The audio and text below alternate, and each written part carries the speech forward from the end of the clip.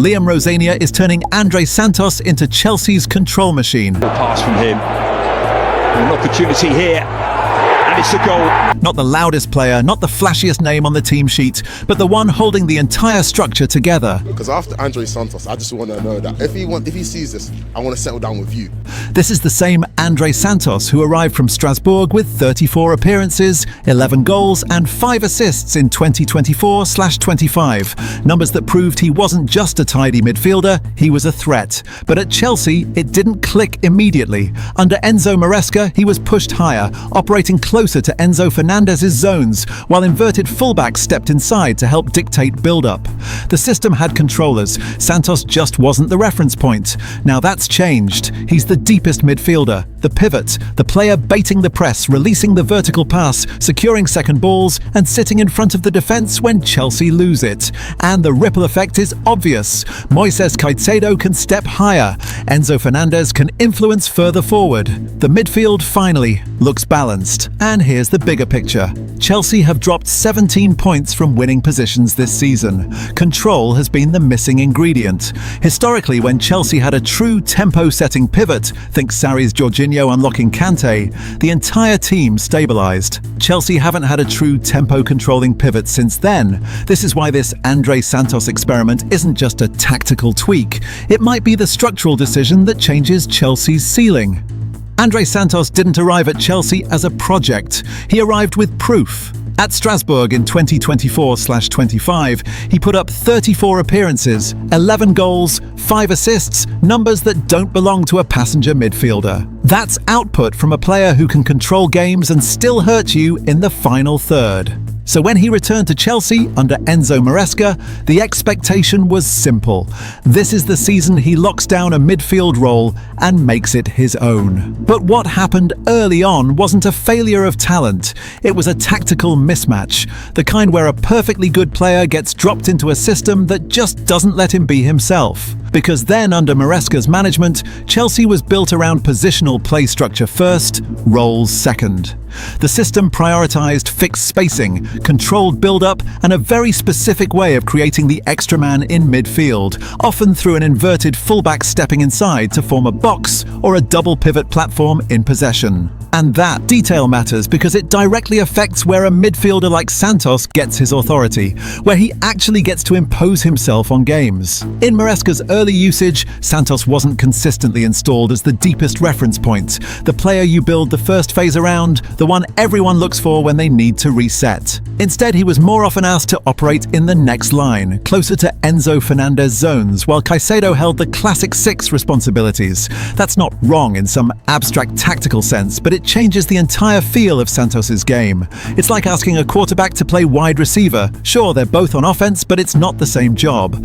Santos's best qualities aren't just energy and tackling, though he's got both in abundance. His real value is in scanning before he receives the ball, in tempo control where he knows exactly when to slow things down or when to release at the right second, and in positional discipline that keeps your structure intact even when everyone else is pushing forward. Those are base of midfield qualities.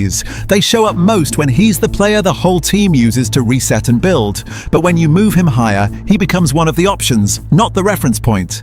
He's just another body in the mix instead of the conductor. Here's the tactical issue that nobody talks about enough. When the inverted fullback steps into midfield during build-up, the system already has a built-in controller joining the pivot line. That can be great for control and circulation, but it often means the true pivot role is shared or dominated by the fullback plus Caicedo pairing, leaving Santos without consistent command of the first phase. So even when Santos played, he wasn't always the one deciding where the ball goes next, when Chelsea accelerate, when Chelsea pause and regain shape. And if you're not controlling those moments, your impact looks quieter, even if you're playing fine, even if you're doing your job.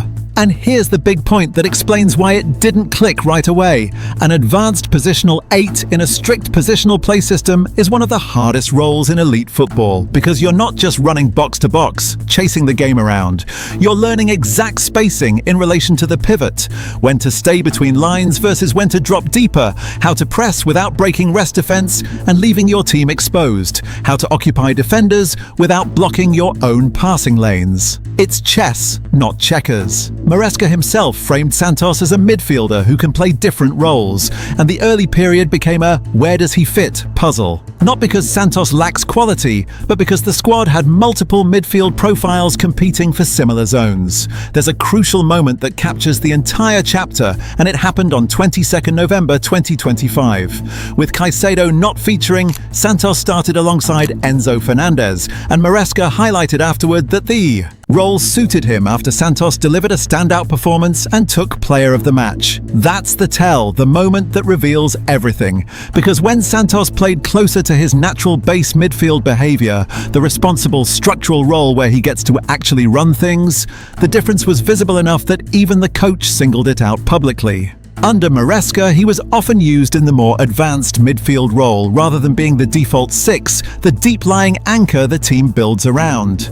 The talent was never the question. The question was where Chelsea would finally let him become the reference point, the player everything flows through.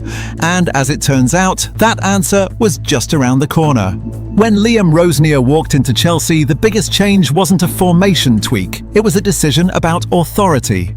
Who runs the midfield? Who controls the tempo? Who's the player everything flows through? Under Rosenia, Andrey Santos stops being one of the midfielders and becomes the midfield reference point. The player Chelsea used to start the game, control the middle, and protect the team when the ball turns over. And you can track it in the patterns immediately. In Chelsea's recent setups, Santos is repeatedly used in the deepest midfield line, the one who stays connected to the centre-backs, offers the first safe pass under pressure, and decides whether Chelsea speed up or reset. That isn't just DM work, the basic defensive midfielder stuff everyone expects. That's system work because Rosenier's style is built on luring the press with short build-up, then breaking you with the release ball when your shape stretches. And that requires a pivot who doesn't panic. Someone who can receive under pressure, scan the field, and play the correct pass even when the game is chaotic and bodies are flying everywhere. This is the tactical correction in plain football terms. In the first phase, Rosenia wants Chelsea to build with patience, with short connections, with the goalkeeper and backline involved, basically creating the conditions to invite pressure and open the gaps behind it. Santos becomes the hinge, the player who keeps Chelsea from forcing it, from panicking and launching it long when things get tight. But the pivot isn't just there to recycle sideways, playing safe little passes that go nowhere. The real pivot gives you access into the next line, into the tens, into the wide runners, into Cole Palmer's pocket where he can do damage. Chelsea's own match report against Leeds on 15th February literally describes a goal sequence starting from central progression.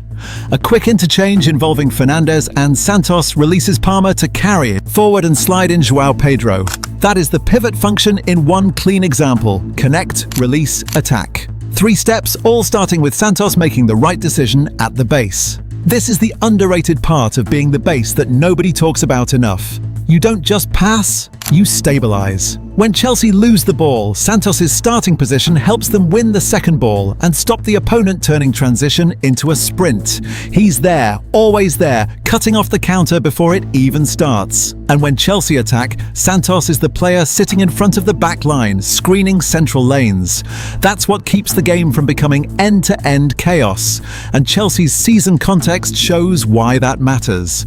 They've dropped a huge number of points from winning positions, so the ability to calm and control a game state isn't optional anymore. It's survival. Chelsea finally look balanced through the middle because the base is now a role, not a rotation. When a team finds a true pivot, you see it immediately, not in the pivot's highlights, not in the flashy passes or the goals, but in what happens to everyone else. Against Leeds, match analysts noted Caicedo's penalty concession as he tracks a runner into the box. A reminder of how much defensive load Chelsea's midfield has been carrying all season. But tactically, Rosenier's shift is designed to reduce the Caicedo must-do-everything problem, the one where he's constantly running back, covering gaps, playing firefighter instead of actually playing his game. With Santos anchoring, Caicedo can step higher to win duels earlier.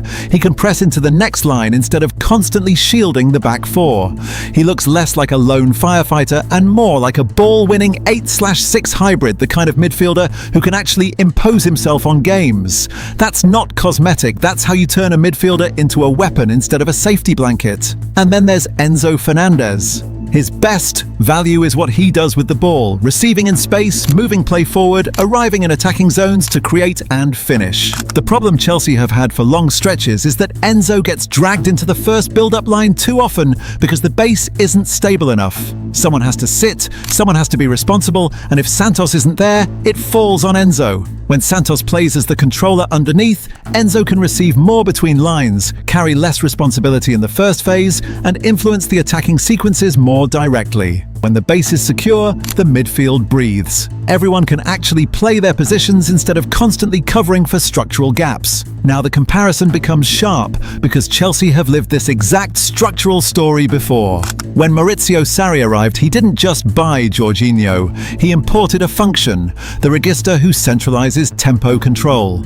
Tactical analyses of Sarri's Chelsea consistently describe Jorginho as the reference point for circulation and rhythm, with the entire shape designed to keep him available to receive and distribute. And the knock-on effect was massive. Jorginho becomes the base controller. Kante gets pushed higher into a more advanced role where his running and ball winning could happen closer to the opposition rather than inside the first build-up line. That was a key debate point of early Sarri ball, people arguing whether it made sense to move Kante from his natural position, but tactically it was central to the structure. It's what made the whole thing work. That's the parallel you're seeing now. Santos isn't Jorginho stylistically. He's more physical, more likely to add goal threat over time, more comfortable carrying the ball forward when space opens up. But functionally, the role is similar.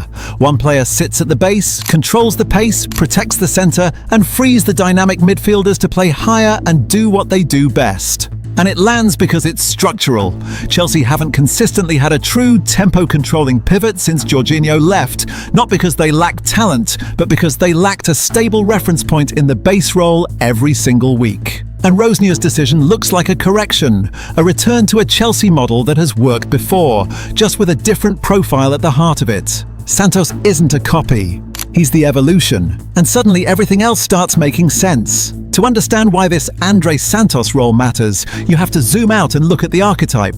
Because the best pivots in modern football were never just destroyers, never just tough guys winning tackles and clearing danger. They were the brain, the player who makes 10 other players look organized, who turns chaos into order just by being in the right place at the right time. That's the regista idea, a deep-lying controller who operates in front of the defense, links the phases, and dictates tempo with distribution. It's one of football's most beautiful concepts when it works properly. Now, to be clear, this isn't about comparing Santos directly to these legends or saying he's the next version of anyone. That's not the point. This is about understanding the role itself, what it demands, and why it matters when a team finds someone who can actually do it. These are just the clearest examples of what a proper pivot looks like at the highest level. Andrea Pirlo's legend wasn't built on winning sprints or flying into duels. It was built on ownership of rhythm, on the ability to make a football match bend to his will without ever looking rushed or flustered. A Pirlo-type pivot does three things that change the whole match texture. He turns pressure into space by receiving calmly and releasing at the right second when everyone else is panicking and he's the only one who sees the pass. He controls the speed of the game, slowing it when your team is fragile and needs to breathe, accelerating it when the opponent's shape is stretched and vulnerable. And he passes to where the next play will happen, not where it currently is. That's vision. That's chess. That's why deep playmaker isn't a soft role, despite what people think when they see someone who doesn't tackle much. It's a high responsibility role. One mistake there becomes a counterattack. One bad touch and suddenly your defense is exposed with attackers running at them. The margin for error is razor thin. Busquets takes the archetype and adds something even more ruthless: positional defense. At Barcelona, his defining skill wasn't just passing, it was being in the right place before danger even existed. That's what made him a pivot king, the guy who made everything work. He could kill counters without sliding in, just by blocking lanes, delaying and forcing the opponent into the wrong decision, making them take the pass they didn't want, going the direction they didn't choose. Busquets is the purest example of the principle: positional intelligence beats athletic dominance. Because the best pivots don't chase the game, don't run around trying to win it back through sheer effort. They arrange it. They set the table so perfectly that the opponent can't eat. This is where Santos becomes interesting, where his role under Rosenior gets really compelling. He's not a carbon copy of either man. He's not going to spray 40-yard diagonal balls like Pirlo or read the game quite like Busquets did in his prime. But the function he's beginning to perform is drawn from the same DNA. Like a regista, he operates in front of the defense and acts as the link between defense and attack, the bridge that connects two phases of play. Like a Busquets-type pivot, he's being asked to protect central zones and keep Chelsea stable when they lose the ball. That rest defense behavior that stops transitions before they start. And unlike many classic controllers, he brings dual capacity and goal threat. His Strasbourg numbers, 11 goals and 5 assists, are the evidence that he can influence both ends, not just circulate possession. So this isn't about crowning Santos the next Pirlo or the next Busquets. That's lazy comparison, the kind that sets unrealistic expectations and misses the point entirely. This is about recognizing him as something more Premier League ready, more suited to the unique demands of English football. A controller who can also fight. Someone who can dictate tempo and also win his battles when things get physical. Here's the escalation, the part that should make Chelsea fans genuinely excited. If Santos truly locks this pivot role down, Chelsea stop being a team of moments and start becoming a team of control. And control is what wins titles. When your pivot can receive and release cleanly, you don't need to force chaos. You can bait pressure and play through it, which is exactly the kind of goal sequence Chelsea described against Leeds on February 15th, where a quick central interchange involving Fernández and Santos released Palmer to create the opener. That's not luck, that's structure-producing moments. Better rest defense means fewer cheap transitions, fewer times where you lose the ball high up the pitch and suddenly you're scrambling back with 3 attackers bearing down on 2 defenders. Chelsea's season has been defined by losing control of Leeds. Even in the Leeds game, they let a 2-goal advantage slip to draw 2-2. Analysts reported they've dropped 17 points from winning positions this season. 17. That's the difference between challenging for the title and fighting for top 4. A stable pivot is how you reduce that. Not by making every game perfect, not by never conceding, but by making the team harder to unbalance. Reduced transitional chaos equals more consistent control in big games. The Premier League is a transition league, everyone knows that. Teams live and die by how well they handle moments when possession turns over. If you can stop games becoming track meets, constant end-to-end action where anything can happen, you don't just look better, you become more repeatable over 38 matches. You become predictable in the best way. And this is the underrated part that nobody talks about enough. Roles remove confusion. If Santos is the base, it becomes obvious. Who holds position? Who hunts the ball, who receives higher up, who arrives late into the box. And once team has that clarity, once everyone knows exactly what their job is, the performance floor rises. You might not always be brilliant, but you're rarely truly bad. Keyline, and this is the thesis of the whole chapter. Structure wins titles. Chaos wins moments. Chaos can beat anyone on a given night, can produce that magical cup upset or that stunning one-off performance. But chaos doesn't win leagues. Chaos doesn't grind out results when you're not at your best. If Chelsea keep building around a pivot who can control tempo and survive Premier League battles, who can do what Pirlo and Busquets did in their own ways but adapted for English football's intensity, they won't just be improving. They'll be hard to stop, because you can't fluke your way through 38 games. You need a system, you need roles, you need a reference point. And in Santos, Chelsea might finally have found theirs.